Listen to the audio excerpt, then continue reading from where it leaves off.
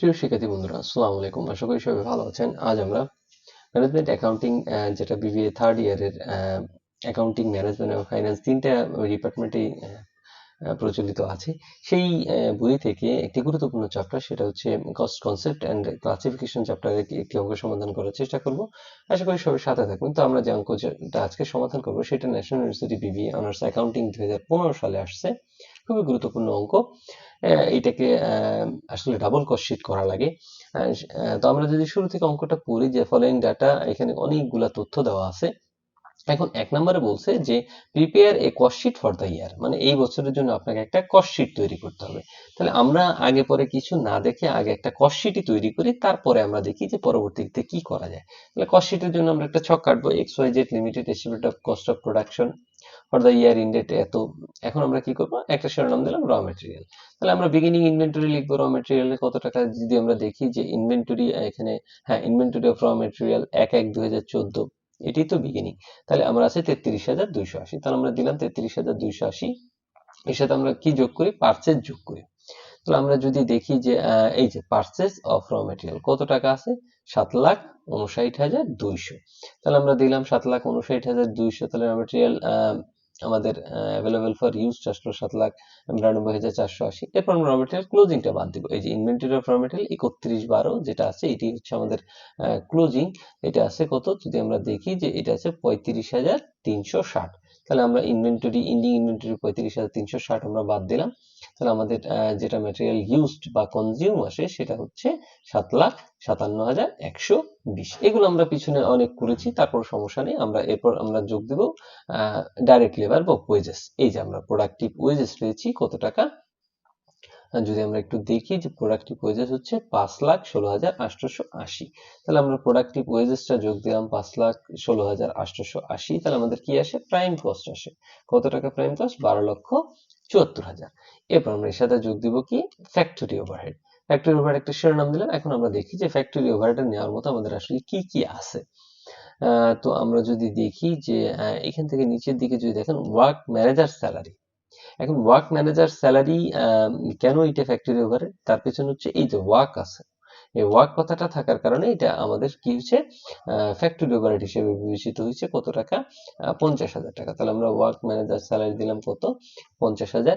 এখন indirect wages, আমরা জানি সমস্ত প্রকার ইনডাইরেক্ট জিনিস কি ফ্যাক্টরি ওভারহেড হিসেবে বিবেচিত হয়। তাহলে আমরা দিলাম ইনডাইরেক্ট ওয়েজেস 30,000। ফুয়েল, তেল অবশ্যই ফ্যাক্টরি ওভারহেডের বিষয়।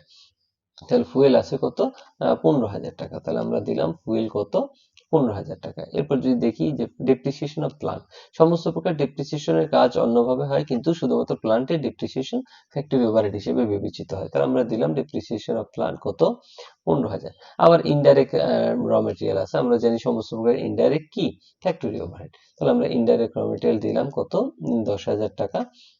এরপর যদি দেখি টুলস ইউজড ইন প্রোডাকশন, এই টুলস খুচরা যন্ত্রাংশ, এগুলোও ফ্যাক্টরি ওভারহেড। তাহলে টুলস কত, 9,220। তাহলে আমরা 9,220 এখানে দেখাই দিলাম।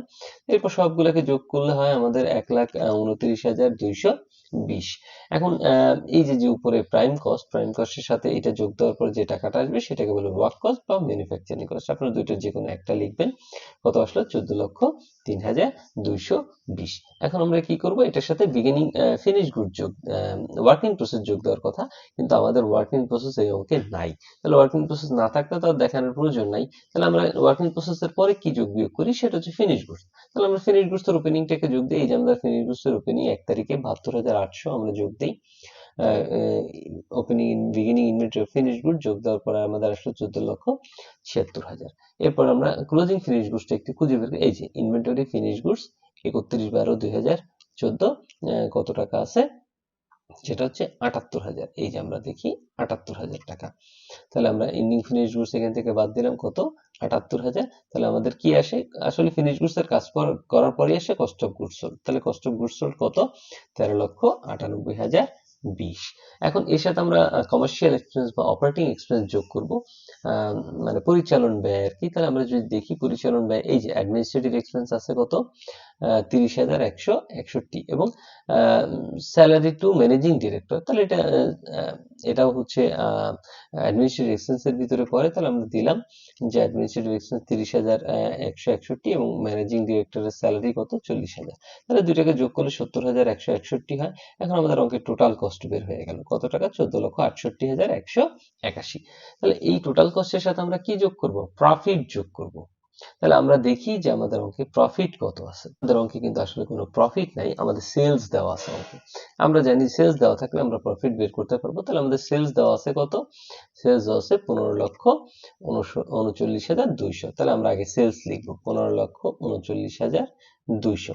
এর থেকে আমরা টোটাল কস্টকে বাদ দিব, মানে কি এই সেলস থেকে টোটাল কস্টকে আমরা বাদ দিব। তাহলে সেলস থেকে টোটাল কস্ট কত আছে, 15,39,200 থেকে যদি 14,68,181 বাদ দেয়, তাহলে আমাদের যে টাকাটা আসে সেটাই প্রফিট। এটা কি করে বের করলাম, এটা ব্যালেন্সিং ফিগার করে বের করলাম, কত, 71,019 টাকা।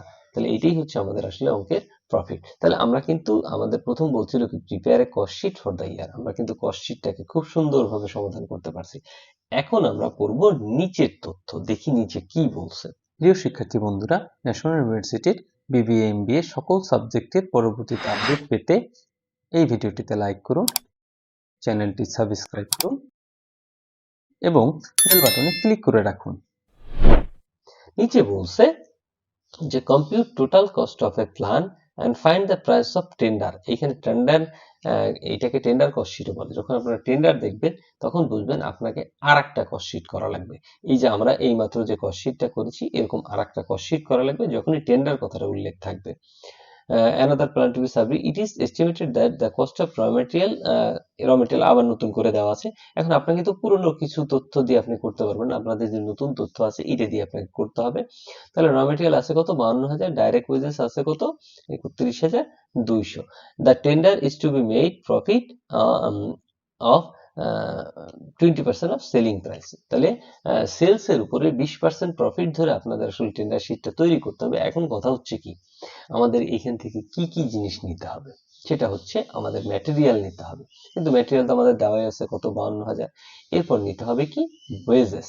তাহলে আমাদের ওয়েজেস দেওয়া আছে কত, 31,200। এরপর আমাকে নিতে হবে কি, ফ্যাক্টরি ওভারহেড। এখন কথা হচ্ছে কি, আমরা ফ্যাক্টরি ওভারহেড কোথায় পাবো, কারণ আমাদের ফ্যাক্টরি ওভারহেড তো নিতে হবে, কিন্তু ফ্যাক্টরি ওভারহেড আমরা আসলে পাবো কোথায়। তাহলে ফ্যাক্টরি ওভারহেডটা আমরা কি করতে হবে, আমাদের ক্যালকুলেশন করে বের করতে হবে। মানে একটা ওয়ার্কিং এর মাধ্যমে এই ফ্যাক্টরি ওভারহেডটা আমাকে কি করতে হবে, বের করতে হবে। এরপর আমার নিতে হবে কমার্শিয়াল, মানে অপারেটিং এক্সপেন্স বা কমার্শিয়াল এক্সপেন্স। আপনাদের টেন্ডার কস্ট শিটে কখনোই কোনো ওপেনিং বা এন্ডিং এরকম কোনো তথ্য থাকবে না, যেমন opening material, opening working process, opening finish goods, এগুলো কখনোই থাকবে না। কিন্তু আমাদের মেইন জিনিসগুলো নিতে হবে।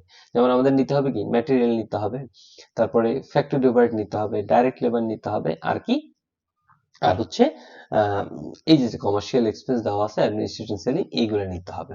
এখন এগুলো আমরা কিভাবে নিব, এগুলো কিছু সূত্র আছে যেগুলো ফলো করলে আপনি খুব সহজেই নির্ণয় করতে পারবেন। তো প্রথমে আমাদের আছে কি, আছে হচ্ছে ম্যাটেরিয়াল আছে এবং ওয়েজেস আছে। তাহলে আমাদের লাগবে হচ্ছে ফ্যাক্টরি ওভারহেড। তাহলে ফ্যাক্টরি ওভারহেড আমরা কিভাবে নির্ণয় করব সেটা একটু দেখি। মনে রাখবেন যে ফ্যাক্টরি ওভারহেড এটা সর্বদা নির্ণয় হবে ওয়েজেস এর উপরে, এটা আপনারা মনে রাখবেন।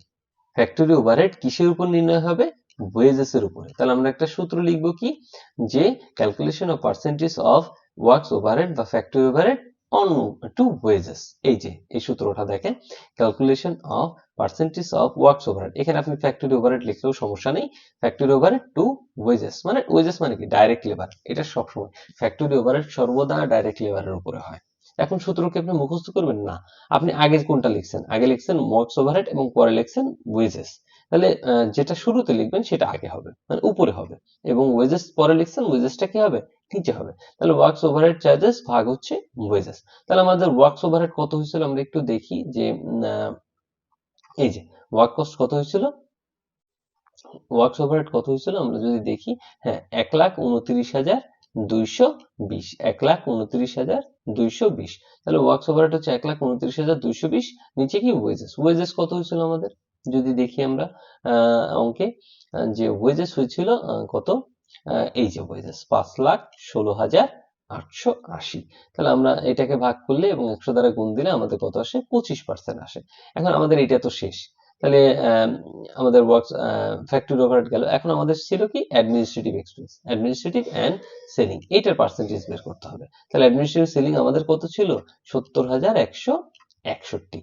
তাহলে এইটা আমরা কিসের উপর নির্ণয় করব? সবসময় মনে রাখবেন যে অপারেটিং এক্সপেন্স সর্বদা আমরা নির্ণয় করব হচ্ছে ওয়ার্ক কস্টের উপরে। কিসের উপরে? Work cost. এটা আমরা সামনে যখন অঙ্ক আরো করব সে সময় আরো অনেক তথ্য পাবেন, সে তখন আরো ক্লিয়ার হবে। তাহলে আমাদের অপারেটিং এক্সপেন্সের ভিতরে কয়টা অংশ? দুইটা, একটা হচ্ছে অ্যাডমিনিস্ট্রেটিভ, একটা হচ্ছে সেলিং। তাহলে অপারেটিং এক্সপেন্সের যে অ্যাডমিনিস্ট্রেটিভ এবং সেলিং কার উপর নির্ণয় হবে? ওয়ার্ক কস্টের উপরে নির্ণয় হবে। তাহলে আমরা লিখবো কি? Working do a calculation of percentage of administrative overhead on work cost. তাহলে আমরা শুরুতে লিখেছি অ্যাডমিনিস্ট্রেটিভ ওভারহেড, সেটা উপরে যাবে এবং ওয়ার্ক কস্ট কি? নিচে যাবে। তাহলে অ্যাডমিনিস্ট্রেটিভ ওভারহেড আমার হয়েছিল কত? এই যে 70,161। তাহলে আমরা দিলাম 70,161 এবং ওয়ার্ক কস্ট কত হয়েছিল? আমরা যদি একটু উপর থেকে দেখে আসি, এই যে ওয়ার্ক কস্ট হয়েছিল 14,03,220। তাহলে আমাদের কত আসলো? 5% আসলো। এখন আমরা কিন্তু টোটাল নির্ণয় করতে পারছি। এখন আমরা কি করব? একটা সুন্দর ছক কাটবো। তাহলে ছক কেটে শুরুতে কি লিখবো? ডাইরেক্ট মেটেরিয়াল লিখবো। তাহলে আমার ডাইরেক্ট মেটেরিয়াল কিন্তু আমার অঙ্কে দেওয়া আছে কত টাকা? 52,000। এর সাথে আমরা যোগ হবে ডাইরেক্ট লেবার। তাহলে ডাইরেক্ট লেবার কত? 31,200। এই যে ডাইরেক্ট লেবার আমরা লিখছি 31,200। তাহলে আমরা ডাইরেক্ট লেবার দিলাম। তাহলে কি হবে? প্রাইম কস্ট হবে। তাহলে প্রাইম কস্ট কত হলো? 83,200। এখন আমরা কি করব? ওয়ার্কস ওভারহেড বা ফ্যাক্টরি ওভারহেড লিখবো। তাহলে ফ্যাক্টরি ওভারহেড কত নির্ণয় করছিলাম আমরা? 25%। কার? ওয়েজেস এর 25%। ওয়েজেস এর। তাহলে ফ্যাক্টরি ওভারহেড বা ওয়ার্কস ওভারহেড, তাহলে ওয়েজেস আমরা কত নির্ণয় করছি? এই যে 31,200। তাহলে 31,200 কয় পার্সেন্ট? 25%। এই যে 31,200 25% কত? 7,800। এরপর আমরা পেলাম কি? ম্যানুফ্যাকচারিং কস্ট বা ওয়ার্ক কস্ট। এখন আমরা অ্যাডমিনিস্ট্রেটিভ এন্ড সেলিং যোগ করব। সেলিং কত পেয়েছিলাম আমরা? 5%। তাহলে এটা কার উপর নিব? Work cost. এই যে ওয়ার্ক কস্ট কত পেয়েছি আমরা? 91,000। তাহলে 91,000 এর কয় পার্সেন্ট? 5%। তাহলে এই যে 91,000 এর 5% দিলাম, আমাদের কত আসলো? 4,550। তাহলে আমাদের টোটাল কস্ট বা কস্ট অফ সেলস আসলো 95,550। এখন আমাদের কি করতে হবে? প্রফিট ধরতে হবে। প্রফিট কি বলছে? 20% অন সেলস। তাহলে আমরা জানি প্রফিট কয় ধরনের হয়? দুই ধরনের প্রফিট হয়। একটা হচ্ছে প্রফিট অন কস্ট, একটা হচ্ছে প্রফিট অন সেলস। এখন এইটা তো প্রফিট অন কস্ট বলে নেই। যদি বলতো যে প্রফিট অন কস্ট, তাহলে এই 95,550 এর উপরে 20% দিলেই আমাদের প্রফিট হয়ে যেত। কিন্তু এটা বলছে কি? Profit on sales. এই ক্ষেত্রে আমরা এটা কিভাবে সমাধান করব? চলেন দেখি। এটা হচ্ছে আমরা আগেও একটা অঙ্ক বিপার্টে যখন করেছি তখন সেটা সমাধান করছি। এটা করতে হবে হচ্ছে আপনাকে এই কস্টকে, এই 20 যেটা আছে এটা 100 থেকে আমরা কি করব? মাইনাস করব। তাহলে 100 থেকে যদি 20 আমরা মাইনাস করি তাহলে আমাদের কত হয়? 80। তাহলে এই 80 যাবে হচ্ছে নিচে আর 20 যাবে হচ্ছে উপরে। যদি এখানে 10% বলতো তাহলে উপরে 10 নিচে 90। এখানে যদি 5% বলতো তাহলে উপরে 5 নিচে 95। এখানে যদি 25% বলতো তাহলে উপরে 25 নিচে 75। তাহলে সেটাই আমরা করব যে 95,550 কে আমরা কি করব? গুণ উপরে দেব 20 আর নিচে দেব কি? 80। তাহলে আমাদের প্রফিটটা আমরা কাঙ্ক্ষিত প্রফিট পেয়ে যাবো কত? 23,887.50। তাহলে আমরা যোগ করার পরে আসলে অঙ্কের কাঙ্ক্ষিত উত্তর যেটা টেন্ডার প্রাইস সেটা পেয়ে যাবো 1,19,437.50। এটা সি পার্টের অঙ্ক, এটা 10 মার্কের অঙ্ক, এই জন্য একটু বেশি থাকে, মানে প্রবলেমেটিক থাকে। আপনারা প্র্যাকটিস করবেন তাহলে আপনাদের এই অঙ্ক খুবই ইজি মনে হবে। তো এই ছিল অঙ্কের সমাধান। আশা করি সবাই বুঝতে পারছেন। এবং অঙ্ক সম্পর্কে যদি কোনো প্রশ্ন থাকে অবশ্যই কমেন্ট বক্সে কমেন্ট করতে ভুলবেন না এবং চ্যানেলটি অবশ্যই সাবস্ক্রাইব করবেন। পরবর্তী ক্লাসের জন্য অগ্রিম শুভেচ্ছা রইল। ধন্যবাদ সবাইকে। আসসালামু আলাইকুম।